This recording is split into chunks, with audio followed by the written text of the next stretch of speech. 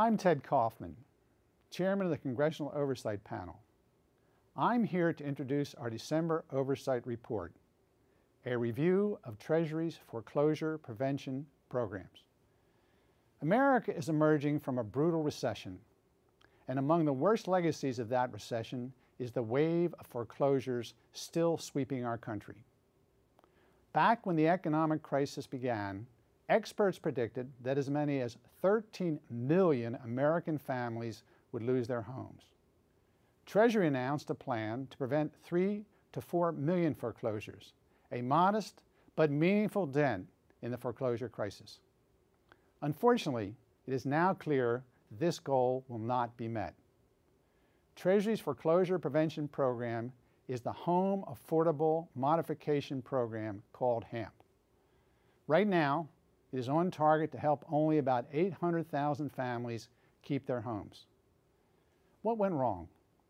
HAMP's premise seems so simple. Because foreclosure allows a lender to recover only a fraction of a home's value, lenders should, in theory, prefer to reduce a borrower's payments to affordable levels. HAMP sweetened the deal by paying incentives for loan modifications. Yet even so, borrowers are overwhelmingly more likely to face foreclosure than to receive a modification. Why are so many Americans still losing their homes? A major reason is that mortgages actually involve far more than one borrower and one lender. For example, banks often hire loan servicers whose interests may sharply conflict with those of lenders and borrowers.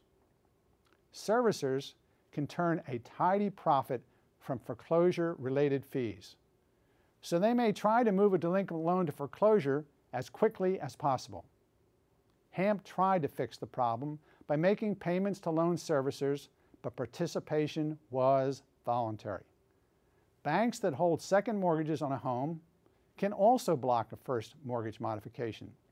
For these and many other reasons, Treasury's strategy, although straightforward in theory, has mostly failed in practice. The program has had other significant flaws. Despite the panel's repeated urgings, Treasury has failed to collect and analyze enough data to explain the program's shortcomings. In addition, Treasury does not have a way to collect data for many of HAMP's add-on programs. Treasury has also refused to specify meaningful goals by which to measure progress. Its only initial goal, to prevent 3 to 4 million foreclosures, has been repeatedly redefined and watered down. Given these problems, it is now clear that HAMP will not reach its original goals.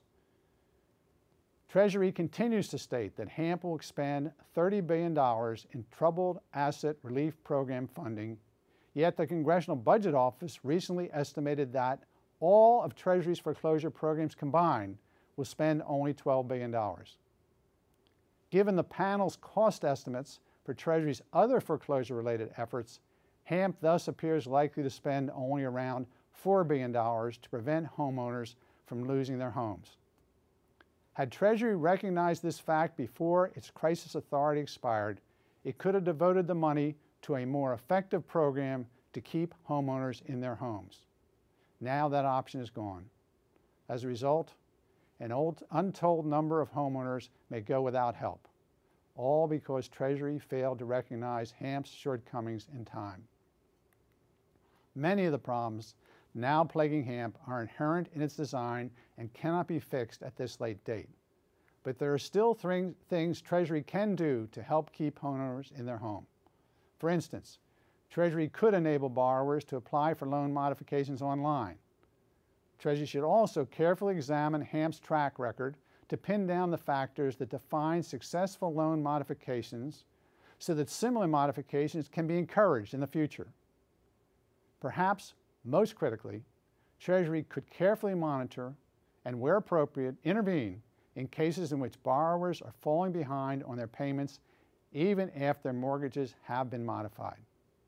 Preventing redefaults is an extremely powerful way of magnifying HAMP's impact, as each redefault prevented translates directly into a borrower keeping his home. By focusing on redefaults and wringing every possible benefit out of its foreclosure prevention programs, Treasury can still help tens of thousands of homeowners avoid the pain of foreclosure. You can read the full report and offer your own views by visiting our website, cop.senate.gov.